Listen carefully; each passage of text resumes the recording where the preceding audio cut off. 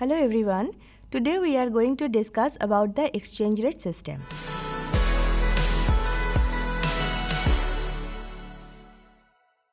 There are basically two types of exchange rate. The first one is called the fixed exchange rate system and the second one is called the flexible exchange rate system. Before going to discuss about the different types of exchange rate system, let me first explain the meaning of the exchange rate or the definition of the exchange rate. Now, exchange rate means the value of the foreign currency in terms of domestic currency. Basically, one of the standard foreign economies currency is considered as the foreign currency to express the exchange rate of the domestic currency. For example, if you consider India, in case of India, basically the dollar is considered that foreign currency. So if the exchange rate for Indian currency is written as 80 rupees per dollar, that means to purchase $1, one Indian has to spend 80 rupees. So this is how the exchange rate is explained. So for India, the exchange rate is rupees per dollar. That we have to remember for our next study. Now, there are two types of changes in the exchange rate. The exchange rate can depreciate, exchange rate can appreciate. Now let me first explain the meaning of the depreciation of the exchange rate. Now depreciation means the fall in price of the domestic currency. So we can say if it is the fall in price of the domestic currency, that means it is increase in price of the foreign currency. Say for Indian rupees, initially the exchange rate was 80 rupees per dollar. Now, the exchange rate is changed to 85 rupees per dollar. That means to have the same $1, now one Indian has to spend more rupees than before. Initially, he had to spend 80 rupees. Now, he has to spend 85 rupees. So, in terms of rupees, the price of dollar has increased. Now, if you consider it from the other way, that means inversely, then we can say that price of foreign currency has increased or the price of domestic currency has reduced. So this is all about the depreciation of the domestic currency. Now I am coming to explain the concept of appreciation. So appreciation is just opposite to the depreciation. So appreciation of domestic currency means the increase in price of the domestic currency. So here we can consider the same example from the other way. That means here initially the price or the currency or the exchange rate of Indian currency is 85 rupees per dollar and now that is changed to 80 rupees per dollar. Now to have the $1, Indian has to spend lesser money than before. So that means the price of the foreign currency is reduced or we can say price of the domestic currency has increased. So this is all about the appreciation of the domestic currency.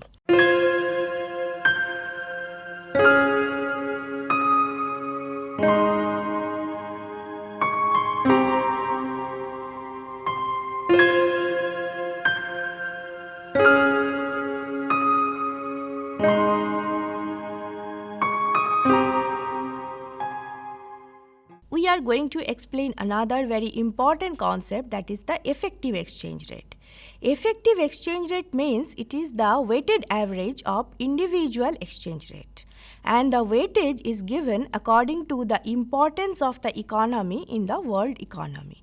So this is called the effective exchange rate, which is very important with respect to the international transaction. Now, who are the participants of the foreign exchange market in a specific economy? Basically, the state government, the central government, they are the participant of the foreign exchange market because they have the foreign exchange and they have to transfer or they have to exchange that foreign exchange for their daily need. At the same time, the corporate bodies, they also need foreign exchange because basically they are the multinational, so they have to interact, they have to exchange with some other economies, so they need foreign exchange. So they are also important participants of the foreign currency market. And at the same time, the non-banking financial institutes, they are also holding one important position in case of foreign exchange market. The commercial banks, it is also an important part of the foreign exchange market, because when any one person has some money or some foreign currency, he is going to any of the commercial bank to exchange it. Now, what is commercial bank? Commercial banks are the banks who are directly interact with the individual. So, if a individual is trying to save the money, if one industry is trying to borrow the money, we have to appear in front of the commercial banks. So, commercial banks, a lot of foreign exchange from the root level, they have to transfer it, they have to exchange it. So, they are very important in the foreign exchange market. And the last one is the central bank. In case of India, the name of the central bank is RBI, that is Reserve Bank of India. Now, Reserve Bank of India has a huge stock of foreign exchange for international transaction, for the need of the central government. Frequently, central bank has to participate in the foreign exchange market. So, we have discussed about the main participants of the foreign exchange market.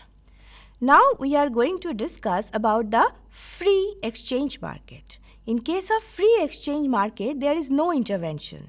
Intervention from the government, intervention from the individual level, nothing is there. So, the market mechanism can work freely. The price mechanism is working always to clear the market. Now, if you go through the diagram, it will be more clear. Now, look at this diagram. The exchange rate is measured on the vertical axis and the quantity of foreign exchange is measured on the vertical axis. There is law of demand and law of supply. So, that is how the demand curve is downward sloping and the supply curve is upward rising. Here, remember that demand and supply, these are everything related with the foreign currency. So, demand for foreign currency, supply of foreign currency. Now, as it is a free market, the equilibrium is achieved at the point E, and corresponding to E, we have E star, that is the market clearing exchange rate, and Q star is the market clearing foreign currency. Now, here we have to remember, as it is the free market, so if there is some excess demand, then price mechanism can work successfully and it can solve the problem of this excess demand of foreign currency by increasing the price of the foreign currency, that is increasing the exchange rate. So, if there is excess demand and the price mechanism is increasing the exchange rate, that means it is depreciation of the domestic currency. Any increase in exchange rate is depreciation and any reduction in exchange rate is appreciation. So, if there is excess demand in the free exchange market, there will be depreciation of the domestic currency. And at the same time, if there is any excess supply of foreign currency, then price of the foreign currency will fall, that is increase in the price of the domestic currency, which we already know as appreciation of the domestic currency. So, this is how the exchange rate is changing ups and downs always to clear the foreign exchange market. Now, we are going to explain another just opposite of the free exchange market, that is the command market. Now, what is command market? Command market is actually the controlled market, where government is intervening and government is trying to protect the exchange rate or to maintain the exchange rate. So, it is not possible for the price mechanism to work freely here and to change the exchange rate according to the situation of excess demand or excess supply. So, this is how in this diagram, if you go through the similar type of diagram, on the vertical axis we have the exchange rate and on the horizontal axis we have the quantity of the foreign currency. The demand curve D1, initially the demand curve was D1 and the supply curve was S curve. So, this is the demand and supply of the foreign currency. So, initially the equilibrium position was C, and corresponding to C, the equilibrium or the market clearing exchange rate was E star. Now, consider due to any reason there is an increase in demand of the foreign currency, and that is why the demand curve has shifted from D1 to D2. Now, as the demand curve has shifted upward because of the increase in demand, so we have the new equilibrium, and the new equilibrium, given the supply curve, we have the new equilibrium, and this new equilibrium is at the point A. Now consider at the point A, it is something, given the initial exchange rate, with the change in demand, we have some amount of excess demand of foreign currency, and according to this diagram, it is CD. So CD is the amount of excess demand of foreign currency with the initial market clearing exchange rate. But as it is the command exchange market and government is trying to maintain E star, so even you have the equilibrium at the point A, you cannot get that exchange rate corresponding to that new equilibrium point A. So exchange rate will be same as before, that is E star. With the increase in demand, there is a severe amount or a significant amount of excess demand by the amount CD. So this is the problem of the command exchange market, that if there is any excess demand or any excess supply, that cannot be solved by the exchange rate mechanism or the price mechanism.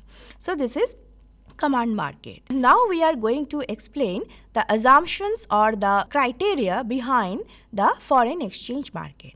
When we are going to discuss about the foreign exchange market, we just assume some simple assumptions through which the complications of the reality can be eliminated for the time being. So what is the first assumption? The first assumption is there is no capital flow. That means no capital is going inside the economy or from the economy to the rest of the world. So no capital exchange is there. That means no purchase of stocks, no investment, nothing is there. Only the transaction with respect to commodities is there. Now, the second assumption is that domestic consumers are considering the price of the commodity in terms of domestic currency. This is something we have to explain. For example, if the domestic individual is purchasing some importable commodity, the price tag must be in terms of that foreign currency. Now, the domestic consumer has to convert that price in terms of its own currency. That means some importance of exchange rate is here. We will explain it later on. Now, the third assumption is the supply is assumed to be perfectly elastic. That means the supply curve is parallel to the horizontal axis. So, these are the three assumptions behind the foreign exchange market. Now we are going to explain, given those assumptions, what is the import demand function. If you go through this slide, you can see this is our import demand function. Import is a function of exchange rate into the price of the commodity at the foreign currency, expressed in terms of foreign currency. Now consider, just to make it simple, just assume that one Indian is going to purchase some commodity from USA. Now, as the standard exchange of USA is dollar, so the importable commodities price is expressed in terms of dollar. When the Indian is going to purchase that commodity as importable commodity, he has to convert it in terms of his own currency, that is rupees. Now, how it is possible? If you multiply that product price with the exchange rate, then you can convert it in terms of rupees. How? Because the exchange rate of Indian rupees is rupees per dollar. If you multiply rupees per dollar with dollar, then these dollars are cancelled out and the rupees will be there. So this is how you can convert rupees in terms of dollar. And this is how our import demand function is written.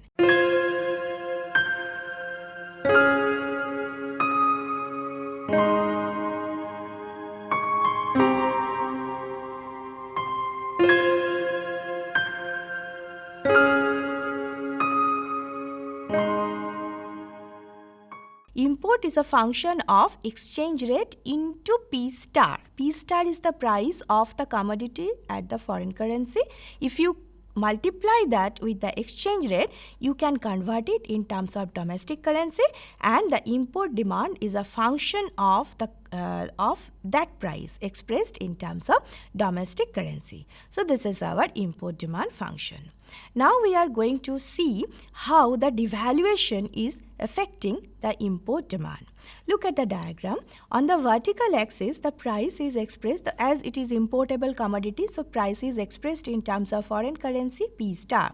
On the horizontal axis, we are measuring the quantity, that is the quantity of import. As it is the demand function, so it is downward sloping. Initially, the import demand function is this one. Now consider there is a devaluation.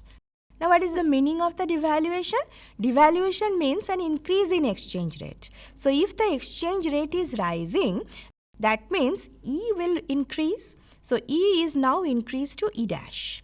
Now, if E is increasing, that means the price expressed in terms of domestic currency has increased. If the price of the domestic commodity expressed in terms of domestic currency is increasing, then automatically demand will fall. And that is expressed by the downward shifting of this demand curve. So, you can see the arrow in the diagram so that you can understand now the import demand curve has shifted inward. Now, given the international price of the commodity, because there is no change of the price at the international level, that is why P star is same as before. So, given the price of the commodity P star, the import demand will fall. So, this is the effect of devaluation in the import demand. So, we can conclude that if there is a devaluation in the domestic market, the import will fall. Now, we are going to explain about the export demand function. Now, exportable of the domestic country means it is importable of the foreign country. So, who are consuming, that is the foreign country, they will express the price of the domestic commodity in terms of their own currency. And that is why the price of exportable is written in this equation as P bar.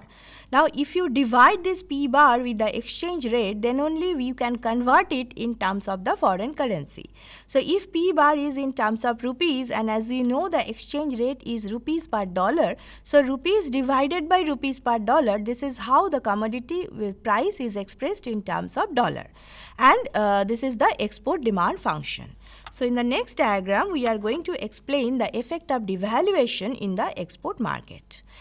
So, price of the exportable commodity is expressed in terms of P by E bar.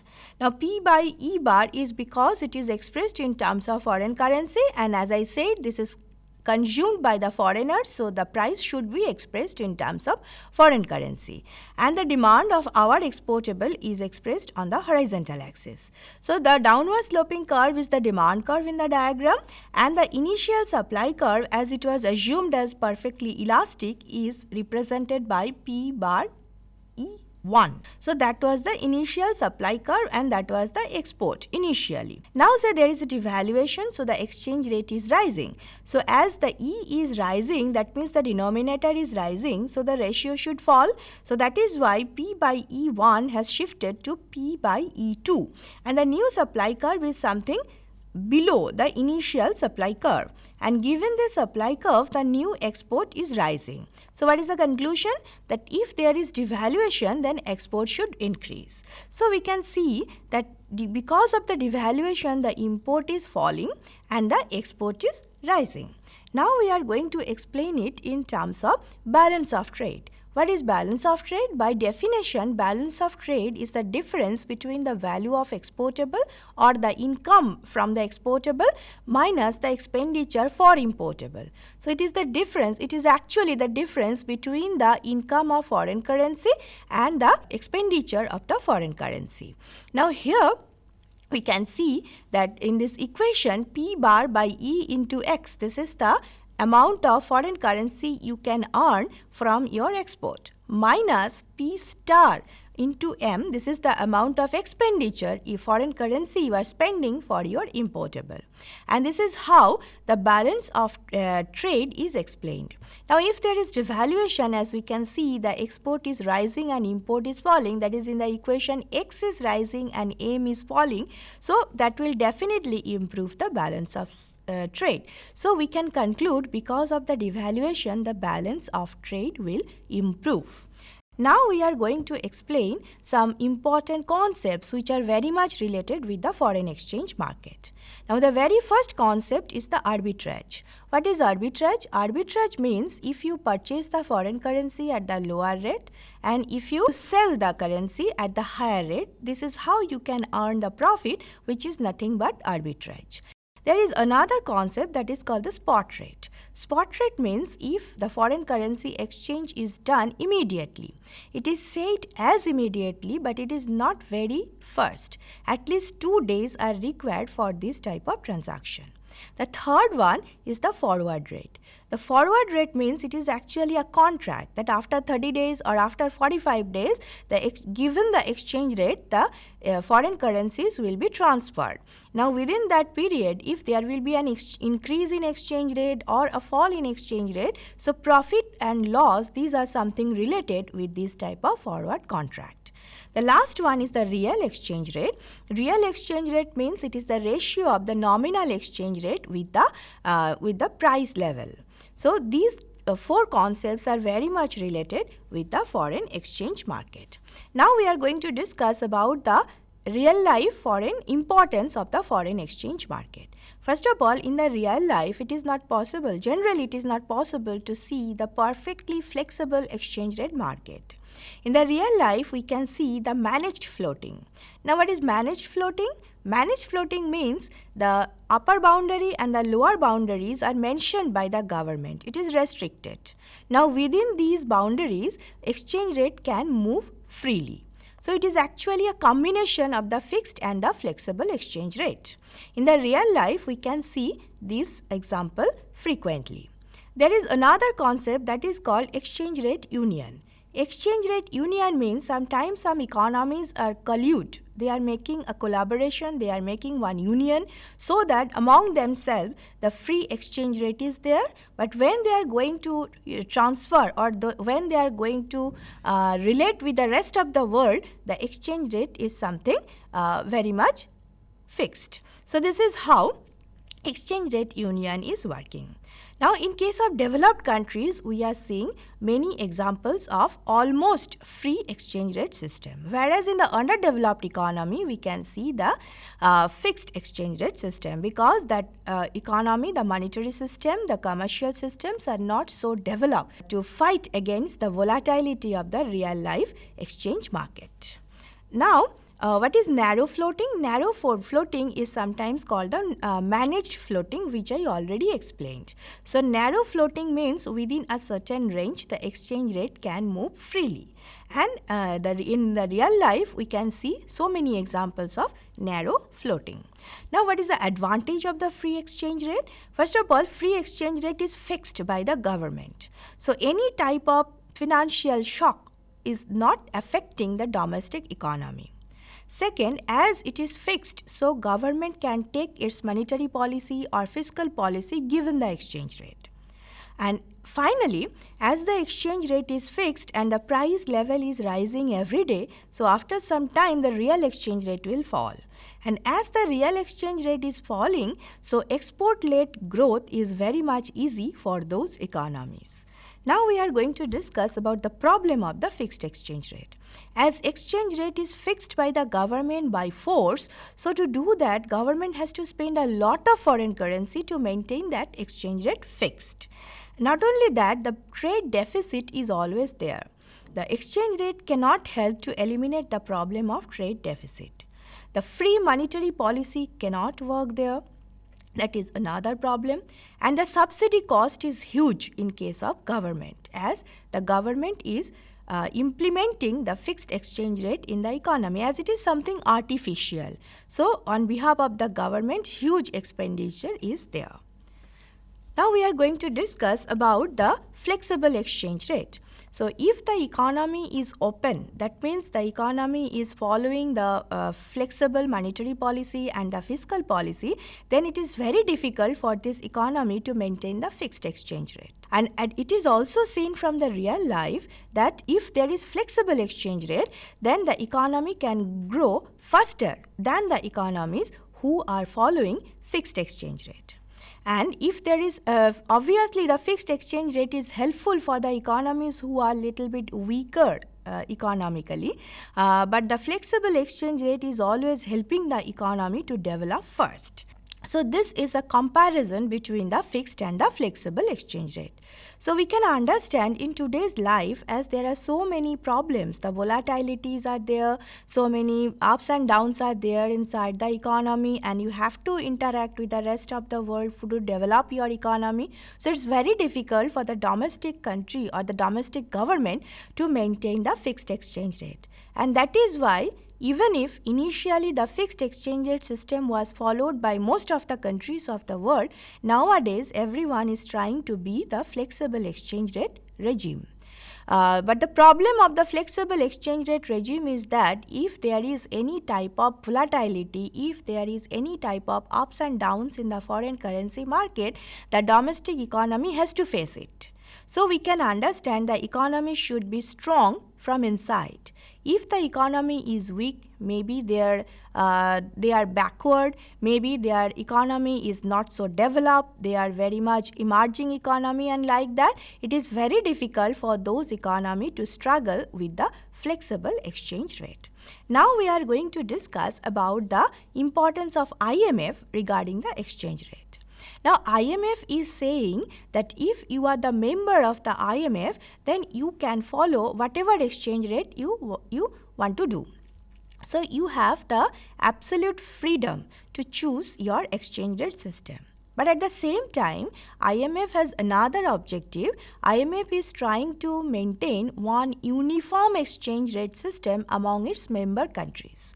And as most of the developed countries are following the free exchange rate system, so IMF is always forcing its member countries to follow the free exchange rate system.